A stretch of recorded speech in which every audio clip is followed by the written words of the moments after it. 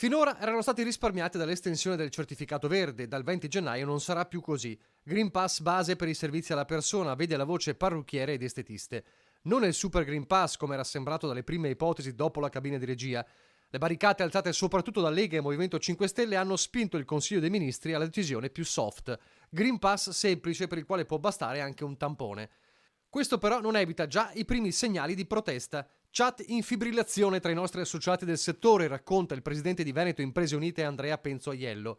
Come l'anno scorso erano stati esclusi dai provvedimenti per poi rientrare nelle restrizioni con un colpo di coda e non comprendono il perché, viste le precauzioni prese nei loro esercizi.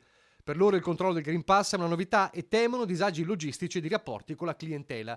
Infine, spiega Penzoiello, la loro paura è di alimentare nuovamente l'abusivismo del settore.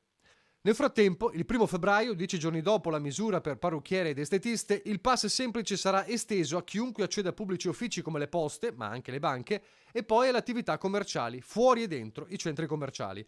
Sarà un DPCM a breve a stabilire quali siano esentati, fatte salve le attività ritenute essenziali come alimentari al dettaglio, farmacie, tabaccherie ed edicole. Restano fuori però tutti gli altri negozi, come ad esempio l'abbigliamento.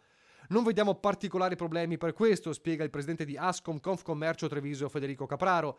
Nei pubblici esercizi come i bar e i locali, il Green Pass base è servito anzi a rafforzare il senso di sicurezza tra titolari e dipendenti, alle prese ogni giorno con la clientela.